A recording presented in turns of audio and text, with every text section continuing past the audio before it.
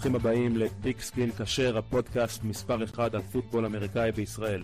אני יעקב המר יחד עם השותף שלי אורן גרינמן, ואנחנו כאן כדי לעדכן אתכם בכל מה שצריך לדעת על עולם הפוטבול. במהלך העונה אנחנו מביאים לכם פרקי הקדמה לכל שבוע עם ניתוחים מעמיקים, בחירות למשחקים וקצת הימורים למי שרוצה להוסיף קצת אקשן לצפייה. בנוסף, לא נשכח את פרקי הפנטסי פוטבול שבהם תקבלו מאיתנו את כל הכלים לנצח את הליגות שלכם. ובמיוחד נקיים פרק לייב בנושא פנטסי פוטבול בכל יום חמישי בערב ביוטיוב. אז אם אתם אוהבים פוטבול, פנטסי והימורים, אתם במקום הנכון. יירשמו לערוץ היוטיוב שלנו, עקבו אחרינו בטוויטר, ואל תשכחו להאזין לנו בספוטיפיי כדי להישאר תמיד מעודכנים ולהצטרף לקהילת הפוטבול הכי חמה בארץ.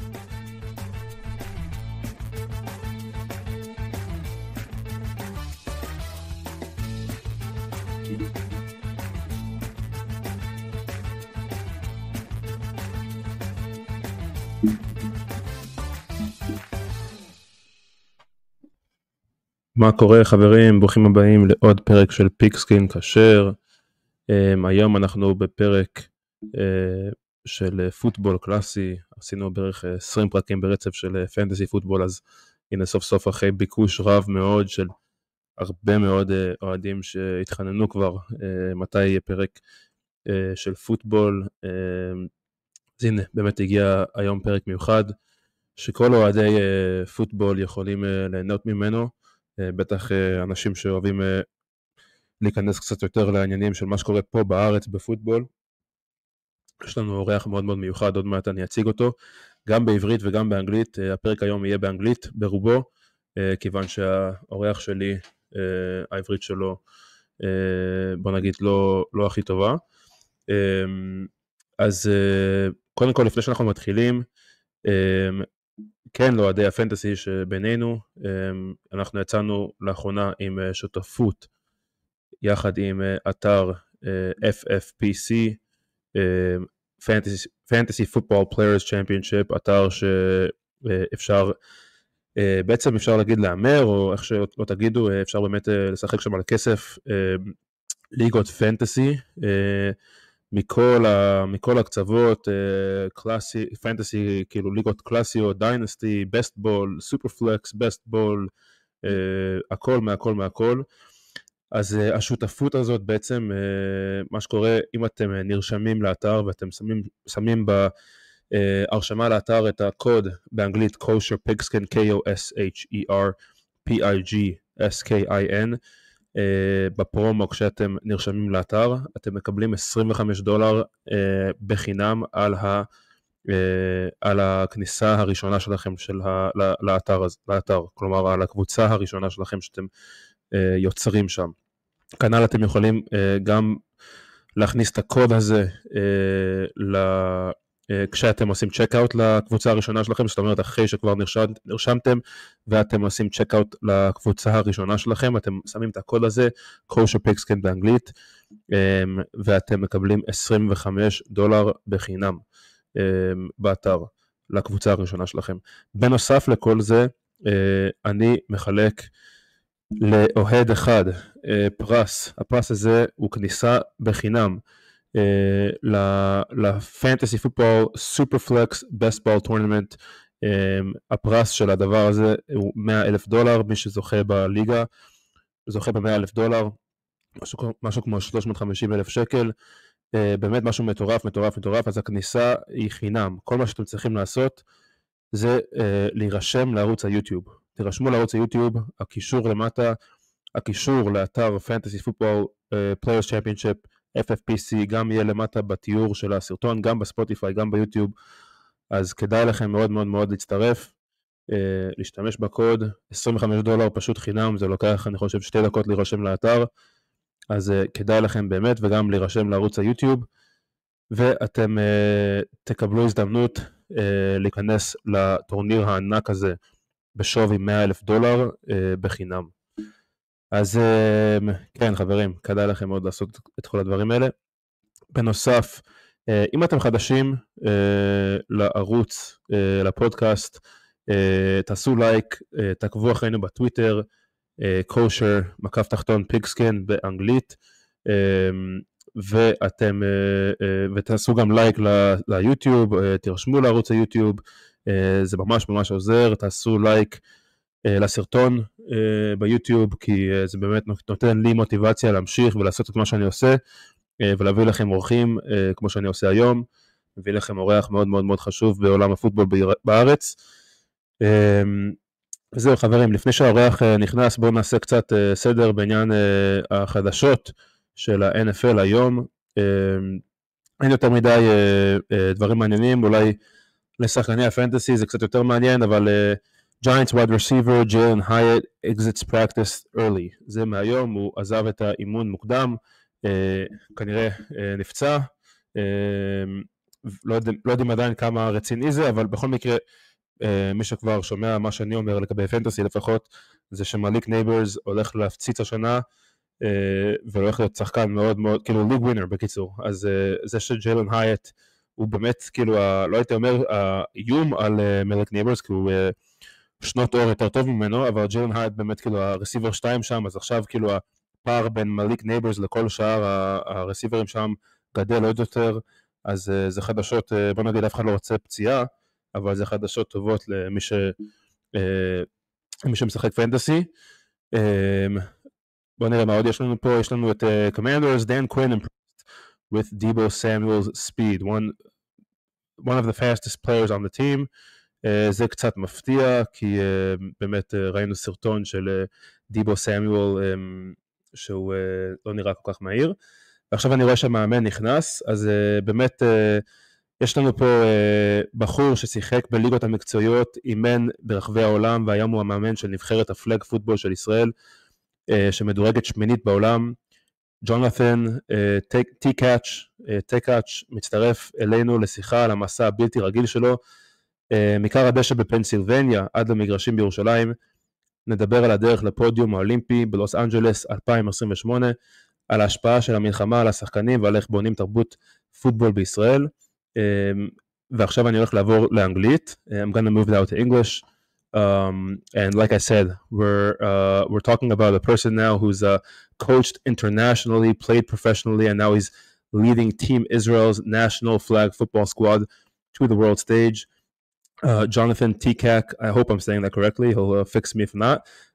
He's joining us to talk about his incredible journey from small town Pennsylvania to the sidelines in Tel Aviv, Ramat HaSharon, Jerusalem, wherever that may be, and of course how football, faith, and family brought him all the way to the Holy Land.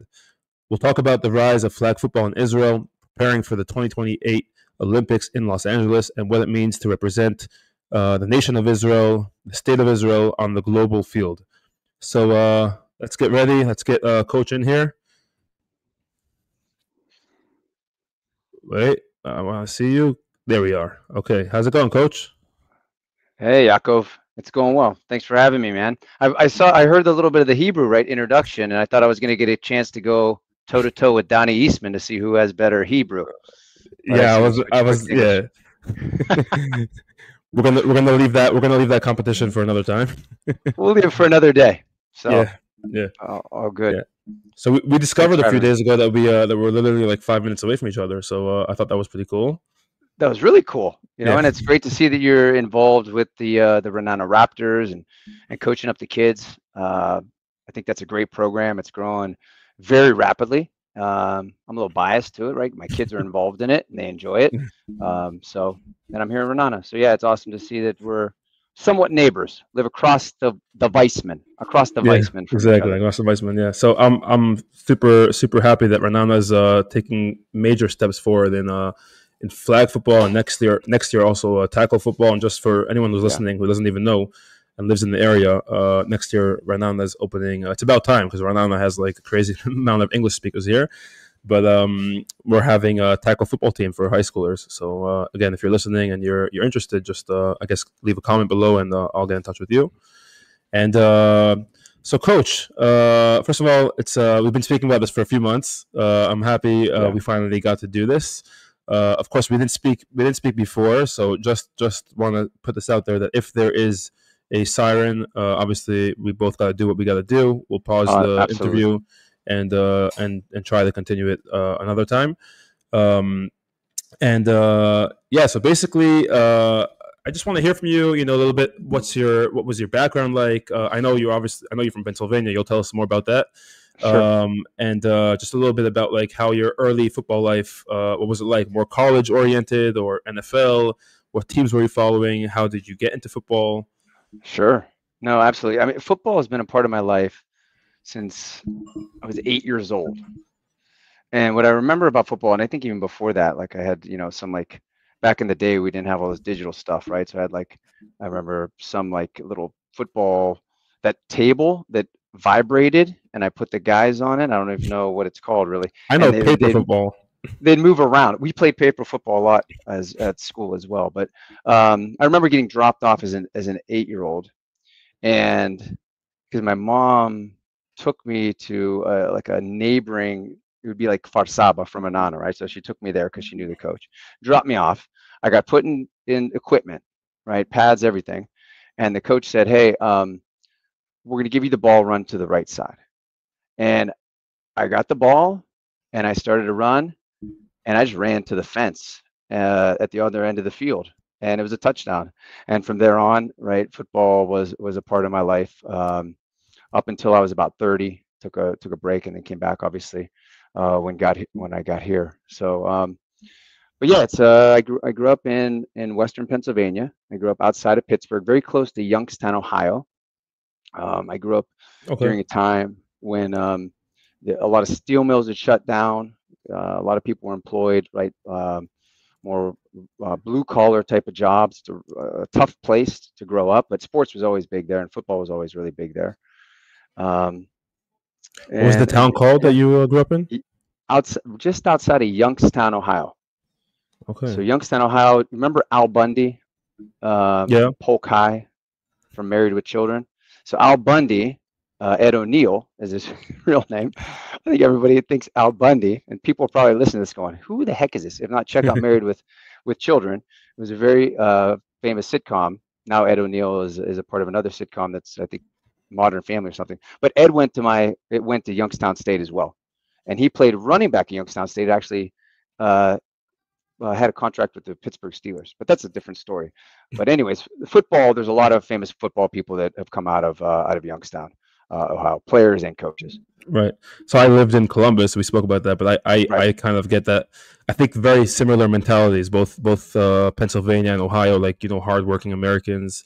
Absolutely. I definitely felt like in Columbus we were always like taking pride in these actors or players that like no one ever heard of, and it's like, yeah, we know that guy. He's from Columbus, or he's from So I totally resonate with that. But so Pennsylvania, right. I've been to Pennsylvania a bunch of times. Obviously Pittsburgh is the big city there, and the Steelers. Were you a Steelers fan growing up, or? Oh well, we'll get into it, I guess, to a degree. But so another big part of it was my father. So my father, loved sports. We lived right on the state line, so we went to Pittsburgh Pirates games. And we went to Cleveland Browns games. Okay, Talk about confusion as a young child. So we went to Browns game. I remember going to like a first Browns game when I was maybe in like 1987. I would have been like 8 years old, like a playoff game. But that was very special, right, for my dad to take me there. I'm not a Browns fan anymore. I actually stopped being a Browns fan when they left. Plus, I was in college and I thought I knew everything, and I thought, hey, I'll be playing in the league in a couple of years. I don't need a team.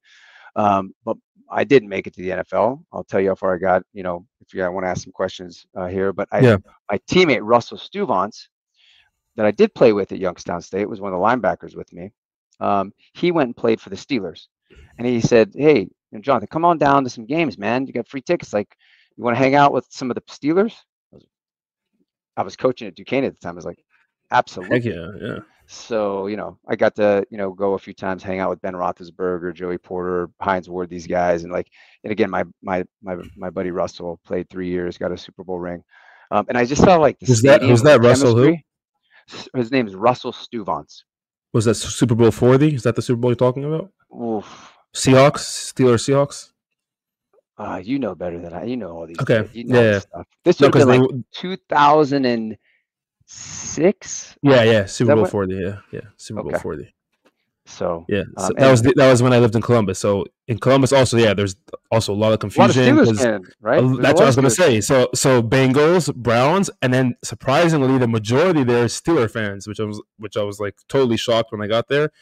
And yeah, it was crazy. But it was the time of Ben Roethlisberger, and he was from Ohio, so I guess a lot of people kind of drew to that. Yeah. But I obviously became a Bengals fan, as you could see. I got all these Bengals. I'm sorry about that. well, now it's nothing to be sorry about. We got Joe Burrow. So, I know. My youngest son, who you saw, Yuval, right? Who you saw at practice the other day, and he butted his way right into flag practice. The guy's 6 years old. Next thing you know, he's on the field because he's asking the coach to play. He's a Bengals fan. He's a Bengals fan because he likes them like the Tigers, right? Yeah. So we have Bengals fans, Chiefs fans, and an Eagles fan, right? Because don't ask me why. And then we have a Steelers fan. And my wife's a football fan as well. So, wow, look at that! But, all right, I'm happy. We gotta get him in the Israeli Bengals WhatsApp group when he eventually when he gets WhatsApp. When he gets big enough, yeah. Yeah. He'll be the eighth fan. There you go. Yeah. So, So give us a bit of your background in tackle football, because today obviously you're coaching national flag football. Was flag football even a thing when you were growing up? Was that even was that even a sport that was? I remember being in school. We didn't play touch football. We played tackle football at school. So I don't even think touch football was a thing. And flag football definitely wasn't on the scene yet. But yeah, I grew up, played football. Like I said, started young, played in high school. Was actually a two-way starter. Played quarterback as a sophomore. I went to a high school that had a lot of football heritage. A small school. We had a great coach in Terry Varelli, who stadium was just named after him. He's in the Pennsylvania Hall of Fame, won state championships. Unfortunately, not when I was there, but they did. But we went 36-3 over 3 years.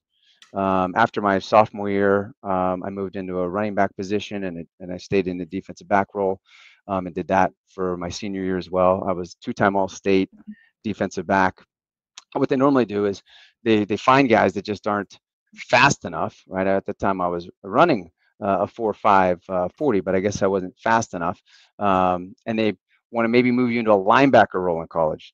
And I grew up really close to Youngstown, Ohio, which you probably know Youngstown, Ohio, because Jim Tressel came from there and then went to Ohio State and had a lot of success. And I played for Coach Tress there. And, I really thought I was going to go big time football.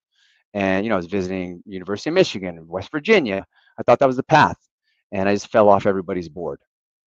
And Coach, I played on. I was really injured before a game, and I ended up playing on a really badly turned ankle, and played with a lot of guts and tenacity. And the game happened to be at Youngstown State Stadium, and I got a call the following Monday from Coach Tressel saying, "Hey, I want you to come and be a Penguin. We have a full scholarship for you."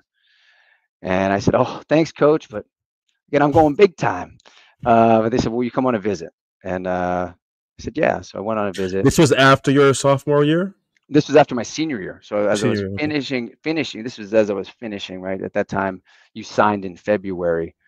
So there was like the recruiting season was in November, December. But Mike Sullivan and Jim Tressel came to my house. So Mike Sullivan's name, you might know him because he sounds very familiar. Won a Super Bowl with the Giants. So he was right. Eli Manning's quarterback coach and offensive coordinator. And then he came and he was the Steelers offensive coordinator last year, and over the last few years, quarterbacks coach as well for Ben Roethlisberger. So Coach Solly, at that time, a young coach at Youngstown State, he's a graduate of the West Point Army. They sat in my living room again, talked about how great it would be to be a Penguin, come play for national championships. And, at the end of the day, I decided to go there. And it was probably one of the best decisions I ever made. Got to, play with some great football players. Some of those guys went on to play in the league. Russell, Tim Johnson, who was another linebacker, teammate of mine, he blocked a punt in the Super Bowl. Tim also is Russell, very supportive of Israel, very supportive of our football program. Tim was actually supposed to be here just recently through Project Max, and that got pushed back to the Maccabi games that then got canceled. But anyways, that was my stop, Youngstown State, and took me a little bit to crack the starting lineup. First year I was redshirted. Second year I was primarily a special teams player. which I loved. Played about 35 snaps a game. I had more big hits that year than anybody else on the team. We used to have an award for big hits. That's sort of what my MO was. And I grew into a linebacker, outside linebacker. My sophomore year started, and then as a junior and senior, I replaced Tim on the inside and played middle linebacker. I finished up as a second team all-conference player before going on to play arena football. So that was a little bit about college, but and high school. All right. And so you said that you played quarterback in high school. And before we get into the transition of tackle to flag, what was that transition like, as going from a quarterback to, like, it sounds like you're a pretty all-around defensive player once you made that transition. So what was that like?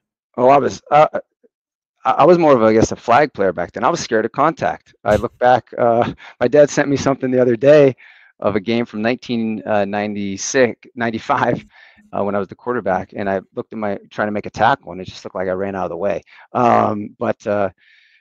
No, the quarterback thing was always fun to have the ball in your hands. I was actually thrust into that role because I was a running back, and the first string quarterback broke his leg when we were 6-0. And I took us on the run. And when he came back, he was a great guy. I actually played with him in Italy, professional football there.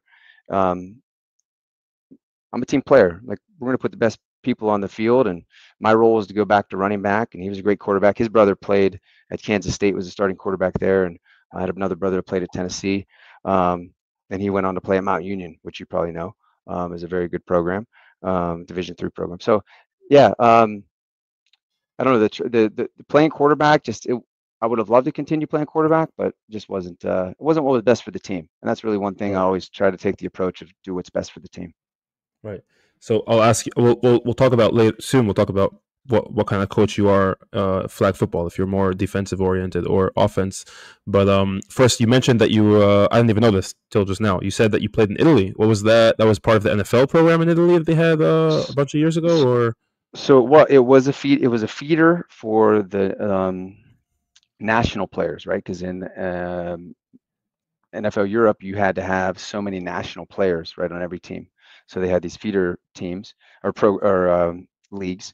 Before that, really how I got to Italy was I was playing Arena League, and Arena, you play, you want to get some film and try to get another go to make it to the league, and I destroyed my right knee. The 8th week of the season, I just been named captain of the team, and broke my leg, tore every ligament in my right knee, and really thought it was over. Went back, rehabbed, and again, this good friend of mine who in college was the quarterback called me up because he was going to play for this team in Italy, and this actually ties into how I got to Israel eventually. But I got to Italy, was supposed to be there 3 months. Have a background in Spanish, so I picked up Italian pretty quickly. They liked me as a human being and a person, and I ended up being there 5 years on and off, playing for a couple years. Played against the Vienna Vikings and in whatever it was called back then, the EFL, and also would go back and coach at Duquesne University, where I coached for Jerry Schmidt, who is a really great coach there. They've been to the playoffs many times. So I was living the Peter Pan life, man. Up until 2009, and it's actually the first time I traveled here to Israel. So what was that like? 2009, coming to Israel. That was as a player, as a part of a religious program. No. It was coming. It was coming to really understand more, right, about the country, about the heritage, etc. I was in Italy, and this is where I really feel that this is to me, and I'm opening up here, but like more of a fate thing for me, or divine intervention, where I'm at today. I was bored playing football, so I went and started teaching at a school. There was an Israeli teaching across from me. We would talk all the time. He said, "You have to go." I said, "All right." I go. I stay with someone I don't know. This person introduced me to someone that's a wonderful person, actually sitting in another room beside me now, that we were friends. And from there, my life really changed. I got to see Israel for the first time. I was here for a couple weeks. Went back. Vered and I, got together. Ended up getting married a couple years later. had children, right? We have 3 boys. And then, 3 years ago, we decided to come. And one thing that I probably should share, and this is another thing, and part of the journey, I'm Jewish by choice, so I didn't grow up Jewish.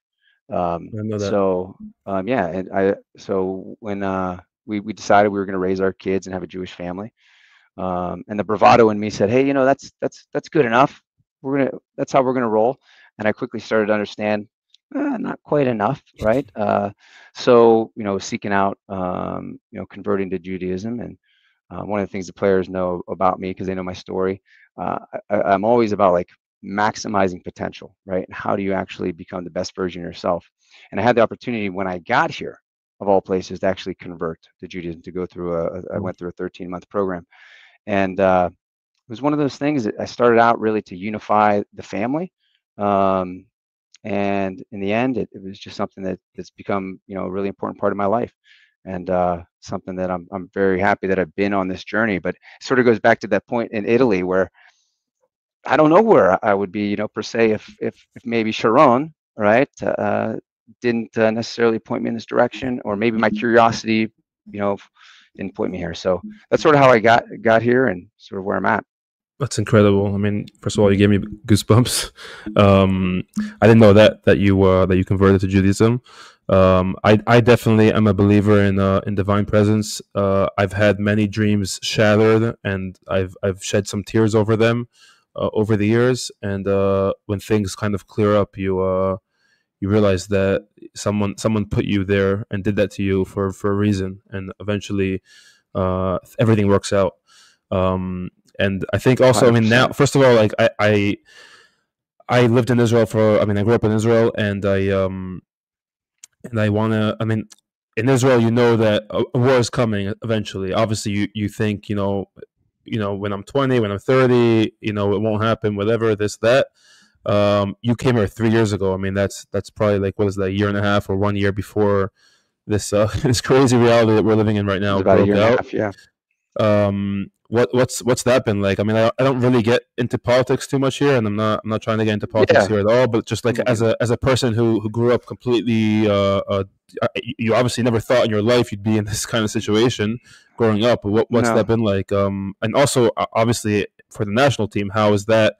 How have you guys been able to deal with that? I mean, I'm sure you have players who are serving in the military. Sure. And what's that like overall? Yeah. Yeah, it's been obviously it's been a challenging time for everyone. I think the way I sort of would sum it up, when I talk to people back home in the States, because I've had the opportunity to represent the national program a few different times in some different venues, and in the States you go and you play sports so you can learn how to push through adversity and apply that to life. Here, people learn that in life and then they apply it to sports. Wow. That's how I like package it up, because it's so true. Yeah, I totally agree with that. 100%. Yeah, that's crazy, because I guess you have the military in your team basically. We do, and very very much so. Obviously, I'm here, right, a Zionist, right. The challenges over the last 20 months. There hasn't been anyone in Israel that hasn't been impacted by that. Our national program was impacted by that. We have players in our program, right, that lost loved ones, family and friends on October 7th, and then subsequently after, right, and everything that's gone on. My son Eitan, who I don't think you got to meet, he wasn't there. He was at soccer practice across the street. We had the Pagua here on January 15th, where we lost, obviously, and I think Blumenfield is her last name here. And, he was at the bus stop and he was in the hospital a couple of days. So we felt it. Obviously, our family was impacted by it to a degree, right? And I always tell people, like, hey, it's sort of like what you said to a degree, right? And I don't want to downplay this, but it's like, life something happens in life, and it's how you respond to it that ultimately matters at the end of the day. So, hey, you know what? Hey, Tom was injured in a Pagua, but he wasn't killed. He survived. He was in the hospital a couple of days. Not great, but he was out, right? No long-term effects, right? We took that as an opportunity as a family to rally around it, and rather than flight and fear, to more fight and strength around it, and to use that as a building opportunity. That's not to say everything that's easy, but you know, we're like everybody else. Like, what can we do to push forward, contribute to the community, to the country, and hopefully, and not hopefully, we will get through this thing all together, and we will prevail. Hopefully sooner than later. It's truly, first of all, it's just super inspiring to hear you talk about that. And I mean, like I said, I didn't really have much of a choice. I was born here. We lived in Ohio for a bit, came back. But you had a choice, and it's inspiring to hear that. And overall, just like, I think this country, it's something special. That we there's like these statistics that come out every few months of the happiest countries in the world. Israel's always in the top 5 even now.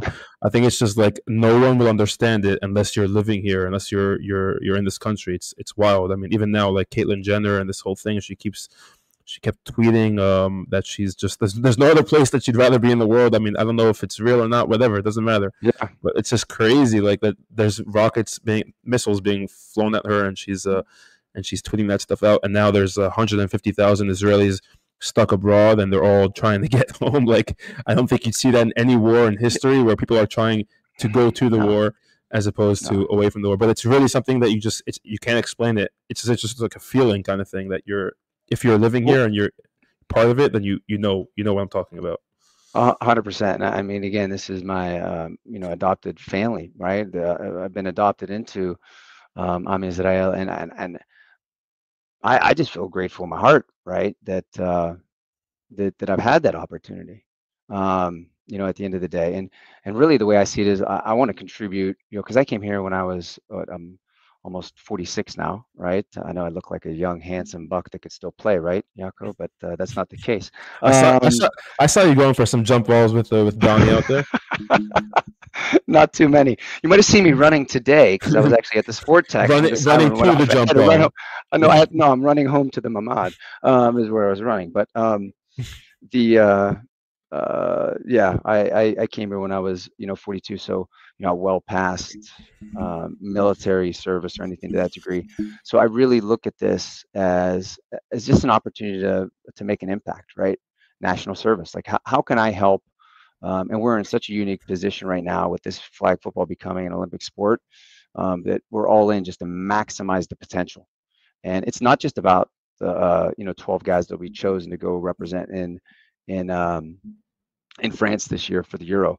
It's about, and you were a part of it, like the 75 guys that showed up to try out, and we're at Champions Nights, and we're contributing to making this program better and better and stronger and stronger. It's the 24 guys that are in the program right now that 12 know, right? Hey, for 12 people, they know that 12 people won't be on the national team representing, but they're still coming every practice and working their tail off, with our strength and conditioning program.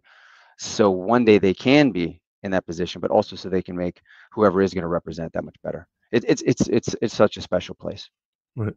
Okay, before we move into the next part of this episode, sure, where we're going to be talking about Olympics and what it's like building a team, especially in a time of war, and just in general, how do you grow the sport in Israel? Before all that, I would like to mention a new partnership we have for all our listeners, especially if you are a fantasy football player. We just partnered with a website called FFPC, Fantasy Football Players Championship. The link to the website will be in the description. Basically, all you have to do is use code Kosher Pigskin. It's one word, all caps, KOSHER PIGSKIN. You use that code when you sign up to the league. It takes about 2 minutes to sign up to the website, and you get $25 off for free. So that takes 2 minutes, and you're $25 in your pocket right there on your first team in the fantasy football website there. They really have all the leagues from Dynasty to Best Ball to Superflex, everything you can possibly imagine. They got that there. In addition to that, we are giving away one free entry to Superflex Best Ball Tournament on that website. It's a free entry. The grand prize in that tournament is $100,000. So to enter the opportunity to win this free entry, all you got to do is subscribe to our YouTube channel, and you have a free opportunity to win this free entry into the Fantasy Football Superflex Best Ball Tournament worth with a grand prize of $100,000. So FFPC, Kosher Pigskin, and subscribe to our YouTube channel. All right, Coach. So like I said, I just want to hear from you what it's like building a national team. Tell us a little bit about what you're preparing for right now. How do you make a national team in a country where football is maybe the third, fourth, fifth biggest sport here? It's not a sport that's talked about often here. I definitely see the growth, but I would like to hear about that also from you, about what the sport is, what the direction is for the sport here. Well, I think the direction for the sport is definitely going in the right direction. We're already, I think, the fifth largest sport in Israel, which I think is quite an accomplishment. Around 2,000 people participate, and when I think about 2,000, that's probably around, let's say 10. That has the ability to reach 10,000, 15,000 people just immediately. So I definitely think it's on the upward trajectory. Building a program really comes from working with the different clubs, investing in youth. So that's where I get really excited about Ramat Sharon's program, around the Renana Raptors program, which, by the way, working in collaboration to grow the sport in neighboring cities. And I think that's really, really key, because the future of both flag and tackle comes to early involvement of kids that, 8, they start to play when they're 8, maybe like me or like my kids, like you saw out there. And they have that opportunity to continue to play and grow up until, pre-military. And then if they are a sport tie, through military. If not, they'll go do their military service. And then after military, it's a way to, come back and still be a part of a community outside of, your Military unit or such. As it relates to building a program, one of the things that, and I mentioned some of the coaches on where I played initially at Youngstown State, Jim Tressel, Mike Prefer, who was a special teams coordinator. Now he's with the Tar Heels. He was in the pros for many years, but now he's with Belichick there. Mike Sullivan, Terrell Williams, who's the DC for the Patriots now. And these are all guys that the staff that you play with, and three other guys that coached me. They're Division I coaches now. So I got to learn from some of the best. And then I went and I was a coach under Jerry Schmidt, and I got to apply everything that he taught me. One as a coach in Italy, and then as an assistant. So one of the things I've tried to do is take all of those best practices that I learned as a player and a coach, and to apply them here. I got in the business world. I've worked for a Fortune 500 company, a top advisory and consulting company. I've been in leadership roles there, consulting leaders. And what I do there is really build high-performing teams. So both of those things come together, and that's what we've tried to implement. So we've implemented a structure, right, that very much so takes into account business best practices, sports best practices, and we're building a program. So we're not trying to just build, hey, get to the Euros, get to the Worlds. We're trying to build a sustainable program that will be able to move forward. And the first thing that I realized when I started to implement some of these things, the history of flag football and just football in Israel is very impressive, and we have some really, really knowledgeable people, right? David Abel, Coach Akiva, who's with us, Rendau. These guys, we have some just, and again, I could go on and on with different people that have made big impacts. So it was first starting there, and then again, building what was going to work here, rather than just trying to do an overlay of, hey, we want to run this like an NFL team or a college program. There's obviously nuances we have to take into consideration here. Right. So there's two things. First of all, I played flag when I was 15 here in Israel, 14, something like that, 9th grade. And I came out, like you mentioned before, to the tryouts a few months ago. And just I saw I mean, I was in the military in between, and college, university. I was playing tackle. I was less focused on flag, and just to see that jump in 15 years was just crazy. And the amount of Hebrew speakers that are playing the game, people with Israeli looks, and they don't even speak any English, and they're actually good freaking football players, was pretty impressive. I could see that, if we're talking about 15 years from now, I could definitely see college players coming from Israel, and hopefully, obviously, we spoke to Steve Lubowitz a few months ago, and his dream was having an NFL player from Israel one day. I could definitely, I can see that. I could really picture that. People could call me crazy, but I'll take that. I can picture in 15 years definitely having an NFL player in Israel. If we did it in baseball, we could do it in football. Absolutely. Yeah. And another point was that, like I said, I got to be in the tryouts and to play under you for a few weeks. And like you mentioned, I coach here in Ra'anana, and I definitely was inspired by you, by the way you coach. I took a few things from you that I really admired, and I liked your attitude and your approach, and I implemented it with our guys here in Ra'anana. Excellent. So thank you for that. And absolutely. Yeah. What would be the one thing, or it's never one thing, obviously, but what are you looking for in a player if you had to narrow it down to one thing? Oh, well, I will say the first thing I look at is mindset, attitude, right? How they show up, how they carry themselves. Are they a guy that's going to put the team first, right? The first football player I actually got from Israel that I got a chance to sit down with, other than being a part of, this is 8 years ago we were doing maternity leave here, and I coached a little bit with Ramada Sharon. That's how I actually got introduced initially to football here. But when I got here, right, 3 years ago, it was Donnie Eastman. So, as I took over as the national coach, I sat down with Donnie, and right away, I was like, wow, this guy is so, everyone told me he's the best flag football player, right, in Israel, maybe in Europe. And I sat down, he was so humble to me, and basically just was whatever it's going to take for us to win as a program. And I thought right away, all right, this is my kind of guy with the kind of mindset, right, puts and the integrity. Puts the team first, but also hey, you know what? I'm gonna have a winner mindset. Hey, there's a lot of things we can, fall victim to here, per se, but that's not an Israeli mindset. Israeli mindset is to be a winner, to be a champion, to push through, and that's the type of guys we have. So I look at the mindset, then I look at, obviously we'll get to skill here in a moment because that's a third leg of this stool. But I look at effort and potential. Is somebody going to go work their tail off, right, to achieve their dreams?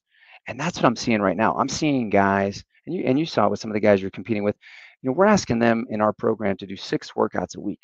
That doesn't mean 6 days of workouts. That means 6 different workouts. That means 2 days they might have 2 workouts. They might be working and have this commitment that they need to uphold, right? So the effort they put forth, and then the skill piece is what really rounds it out.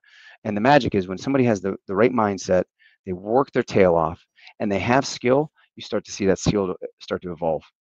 And that's our goal, is to maximize the performance of each one of those players in our program. And I was really excited when we had the chance to work with Nabi. And Nabi, who you're probably familiar with, played up in Haifa. Yeah, Jacksonville State.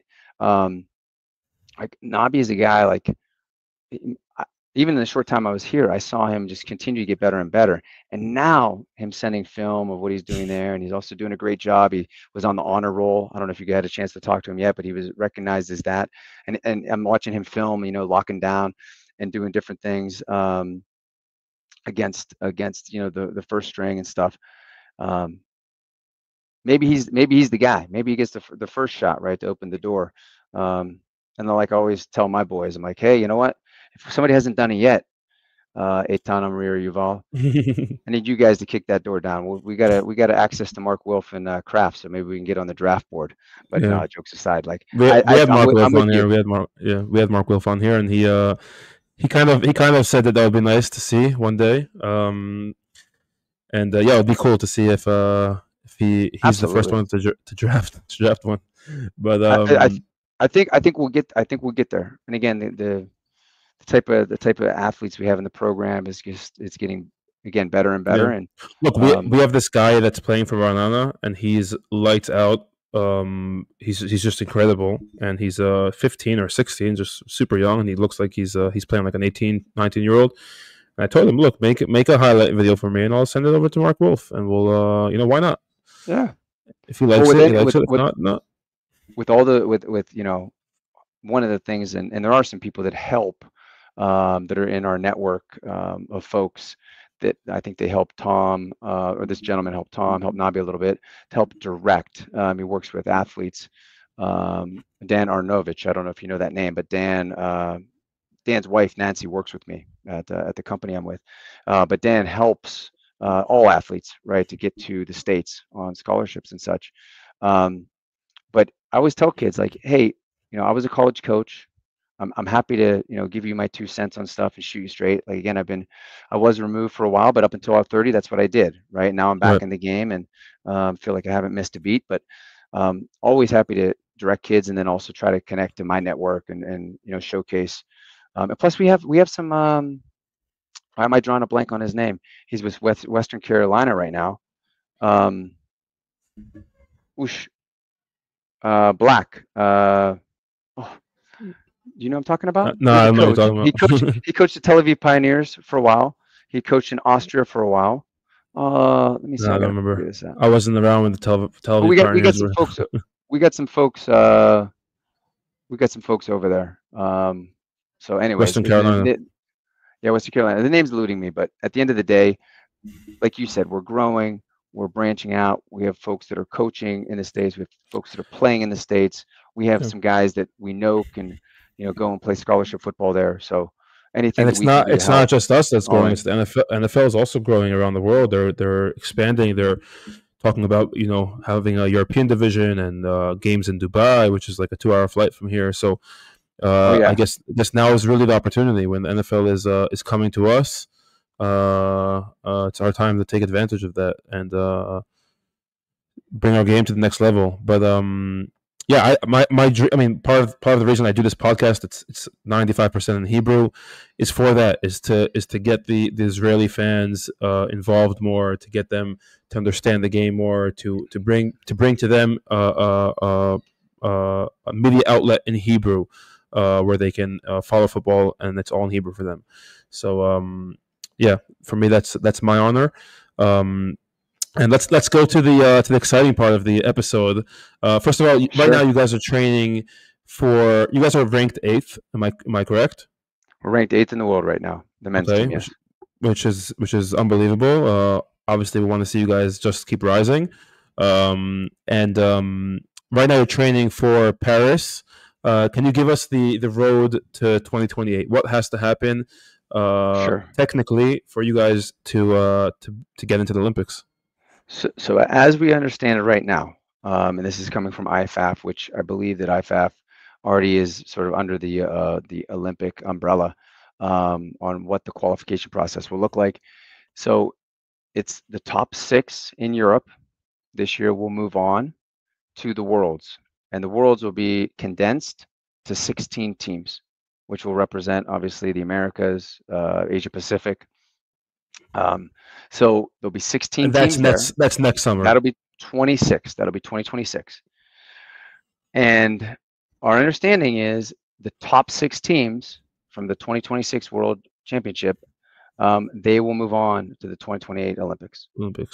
So just for some context, what place did you guys finish last European Championships? So last European Championships in 23, we finished bronze. So we finished 3rd place. Okay, so it's just for you guys to take. That's all. Well, our goal is obviously, and anything we do, even when we think ahead towards 2028, although we're going to do it step by step. Anything we compete at, we want to win. We want 100%. Right? 100%. There's no reason to roll in there and say, hey, we're happy to be here, happy to show up, and we'll take 6th and get there. So we're going into the Euros with the goal to be gold medal champs. There's some formidable competition there. Austria historically had a great program. There's a lot of people who play football in Austria. Germany as well. We did a great job matching up against them the last time around, but they're very tough. The time before that, right, they took us out. And then you have teams like France that'll be in our bracket. You have Italy. You have Great Britain. The UK has been doing a lot with football. They're very much so connected to America. That's like the gateway into Europe for the NFL. Yeah, well, Americans. Yeah. Yeah. So they've been growing. But really, I think when we look at it, it's all about not getting caught up in 28 or even 26. Obviously, we're very disappointed. We wanted to go, and we were supposed to. Actually, this shirt you're seeing here. I was supposed to debut this tonight at a fundraiser in Los Angeles, right? Because we were scheduled to leave last night, and we would have gotten there this morning for an international tournament with Team USA. And we were going to be able to play against Canada, Australia, Japan, Mexico, and that would have been great. But you know what? Things happen.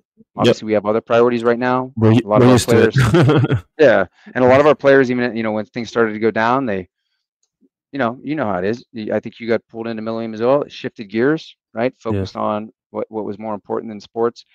So that obviously got postponed. But as we go into the European Championship, we know we have formidable opponents. We respect those opponents. But the expectation of ourselves is we're going to go out. We're always going to represent Israel with pride and honor. We're brand ambassadors. And that's something we take very seriously. And the best way to be a brand ambassador is how you conduct yourself from point A to point B, meaning when you're leaving Israel until you get to the point of destination, point B to C during the time there, and point C to D when you're coming back. But the best way in that middle there is go win football games and go combat anti-Semitism through sport. And that's I was going to ask, do you think that the war gives your players, your team, you as a coach, does it give you guys like an extra edge when you go out there and put that Israeli flag on your shirt? I think from externally, no. Internally, yes. For us, I know there's a great amount of pride, right? When we have the Magen David, right, on our chest. We're representing Israel, and not just here, the state of Israel, but really, right, Jewish people, and also people that are Zionists that love, right, Israel all around the world.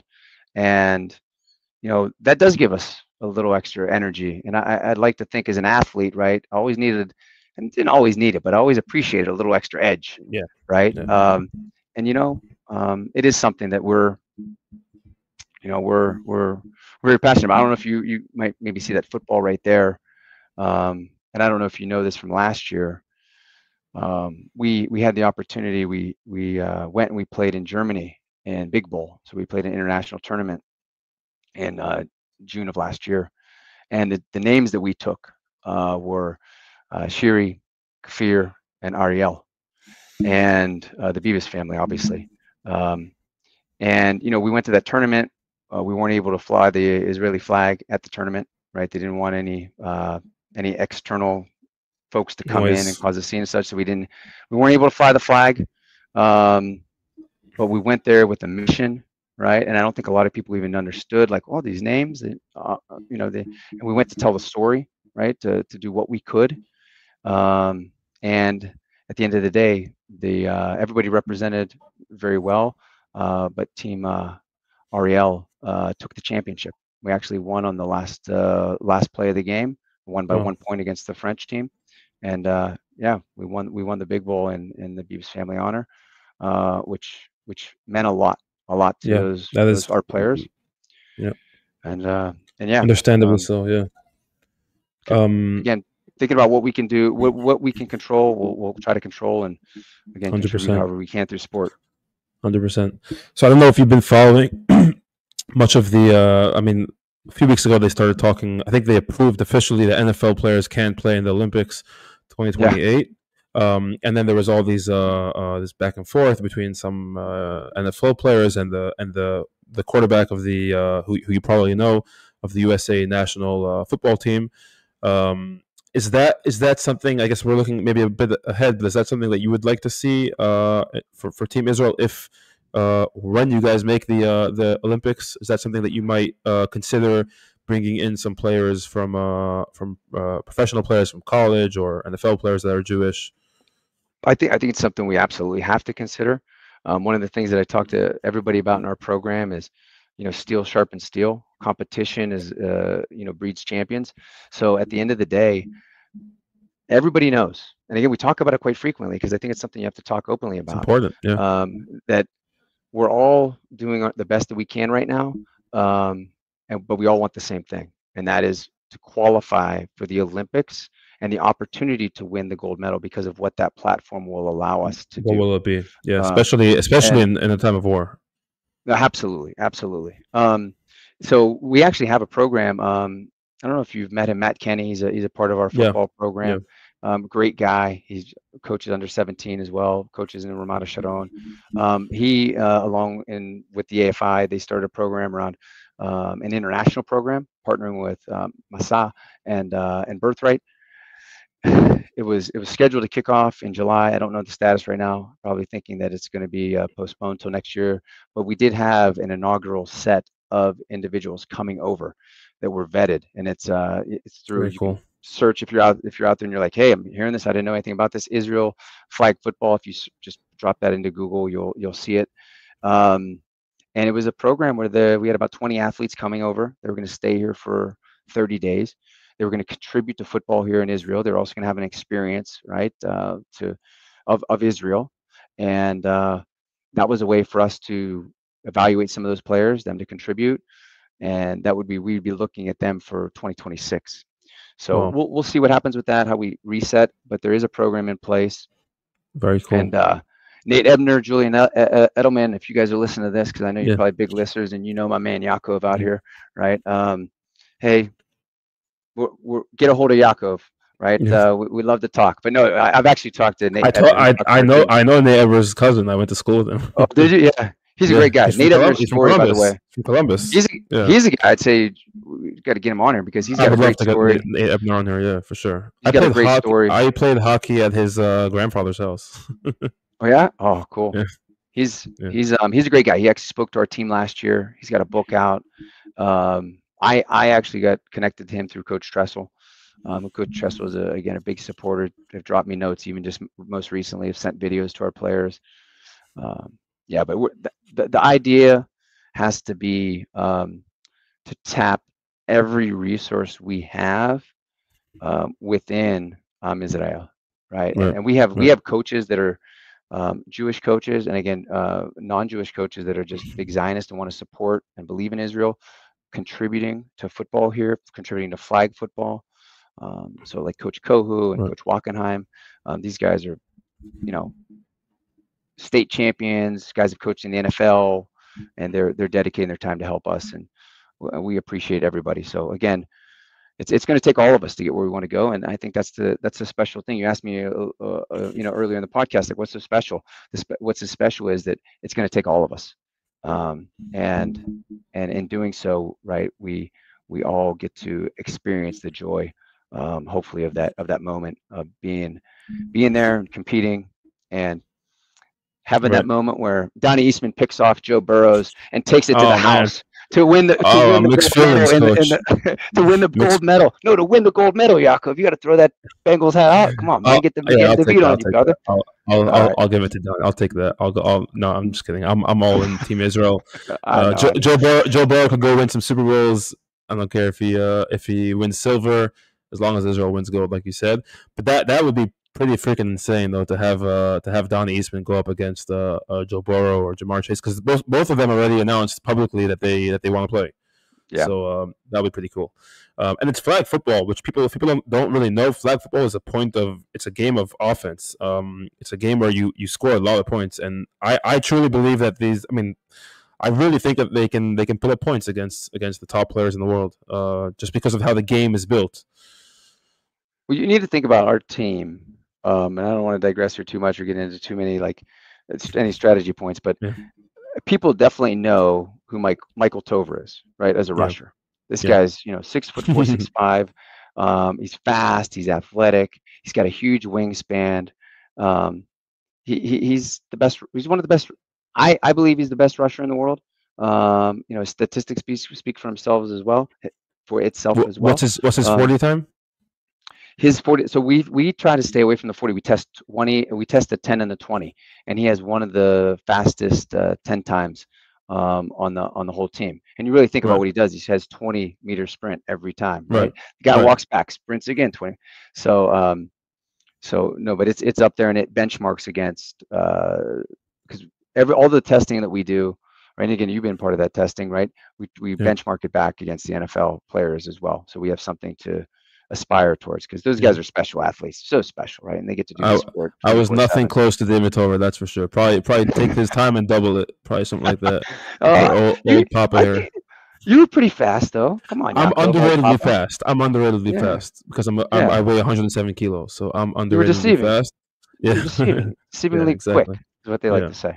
Fast tight end, yeah. But yeah, we've got some great players all around, and like you said, the pipeline is very bright, and I think that's the thing, is how do we continue to cultivate that talent? How do we prepare that talent?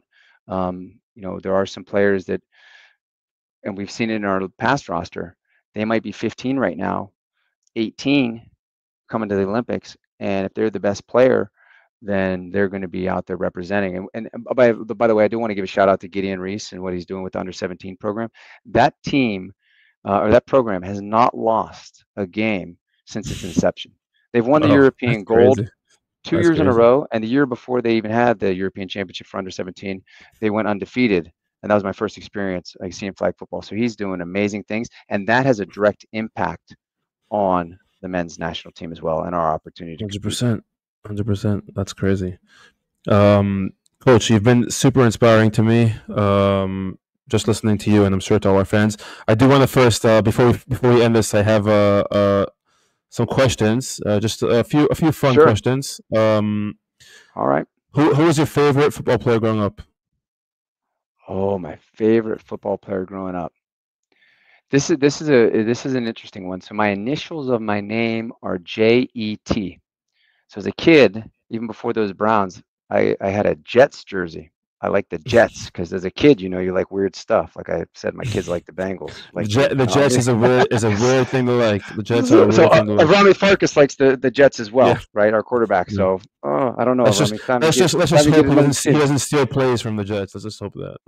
Yeah, we'll leave it at that. We're not gonna bash any NFL teams, but Mark Gastineau was a defensive end, right? And I had a Mark Gastineau jersey as I think a 6-year-old, and I love that Jets jersey. It was one of the old school ones, but that I think growing up as a kid, and my dad's probably like, "What? Come on!" But yeah, Mark Gastineau, and then over the years, just had so many. I also grew up very close to the DeBartolo, not very close in the sense of that I knew them at that time. Although my sister did go to school with Denise, but the DeBartolo family. So DeBartolo family owned the 49ers. They're from Youngstown, Ohio. So all those, and that was the time that they were really good. So like Joe Montana, Jerry Rice, all those guys were like guys that you're like, oh, I want to be in the league one day catching passes like Jerry Rice. But I'll leave it at that. Yeah. If you know who Mark Gastineau is, then leave a comment. I mean, that's all I can say about that. Curious to know if anyone knows who that is. He was a sack leader in 1986. Come on now, Yaakov. I mean, I was 1986. That was 9 years before I was born. So. I know. Yeah. You weren't even thought yet. My dad's a Jets fan, so I'm gonna ask him that. He for sure knows who he is. All right. My dad's a big Jets fan. No, he'll know. He knows his Jets football. So, favorite moment as a coach on the national team?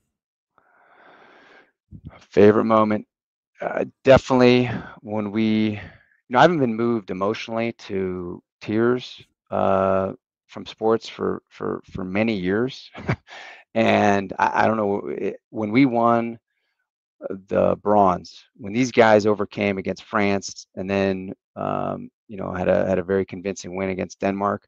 Afterwards, as we were getting ready for that ceremony, that was something that I felt really, really special in my heart, and maybe out of all of my football experiences, the most special, right? Until probably I get to see my kids play, but that's the one that stands out. That I just remember being in Ireland, right? Just this, I don't know. I never really felt this emotion before of being a part of something and achieving like that. Unbelievable. I'm sure that made you even more hungry for what's to come. Absolutely. Yeah. Okay. Another question. Two more questions for you. One more. Sure. One question that has nothing to do with football. What's the best Israeli food that you've discovered? Oh, Israeli food. Look, my wife is a phenomenal cook. My wife is of Yemeni and Moroccan heritage. Oh. So obviously, she keeps me in line around the house, right? She's the boss. Outside I'm the reporting food, her. yeah. Yeah, she's the boss. So, but she's a great cook. Let's say one of my favorite dishes that she makes is shakshuka, both the red sauce and the green sauce. Oh, it's something that's super special for Americans are French. missing out on that one, yeah, for sure. Oh, absolutely. Yeah. All right, we'll finish off with this last question. What's one message that you'd want Jews listening to this podcast around the world to hear about Team Israel? What was the one message I'd want? A couple things. One, I'd want them to know that they can be a part of this, right? That they can support our mission, whether that's, hey, you have a specific capability from a business perspective or from a football background perspective, whether, hey, I'm really good at marketing, or hey, I'm really good at data and analytics, or hey, I've been a video guy somewhere, or I'm a coach somewhere. You can be a part of this thing and you can contribute. Like we said, we're trying to pull together, talent from everywhere. So that's one thing. And the other piece is, this is, and I've said it already on the podcast, but it's about all of us, right? It's about all of us, and what we're looking to do is to be able to represent Israel with pride and honor, and to combat all the hate that is out there against us through sport. And I want you to know that if you're out there and you feel discouraged in any way, right, by what's going on, if you're in a place somewhere where you feel like this is just again, obviously there's degrees of overcoming certain things, right? But just know that we're here to support you. All of Israel is behind you.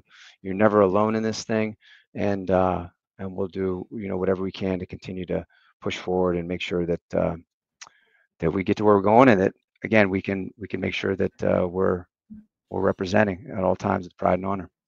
So, right, unbelievable. I really feel like this podcast was really a journey from Pennsylvania to where we are now. it was, and it's truly inspiring. And I'm a believer in the subconscious mind, and what you believe is what will happen. And for me, just as a fan, I really can picture Israel in the Olympics. Obviously, being on that podium is going to be up to you guys, but I really believe that you guys are going to be there. The hard work is with you as a coach and with the team, and we're all behind you. Especially the football fans here in Israel. We all want to see Joe Burrow get picked off by Donnie Eastman, and it's going to be exciting times just for football in general, for the national team, for flag, for tackle. Exciting times, guys. Coach, thank you so much. You've been a true inspiration to all of us, and we wish you good luck. No, thank you so much. And Yaakov, thanks for all you're doing. This podcast is phenomenal. By the way, this podcast is helping me learn Hebrew as well. So I love it that it's in Hebrew. Keep it in Hebrew. Right. That's one of the ways that I'm learning, right? And having the opportunity and learning NFL, because you've been out of the game for quite learning a time. NFL, and I don't have a ton of time to like be doing the flag football or of doing the fantasy football stuff like you guys do. So no, it's great, and I appreciate again what you're doing. So keep up the great work, and keep up the great work with the kids, because the kids are the future.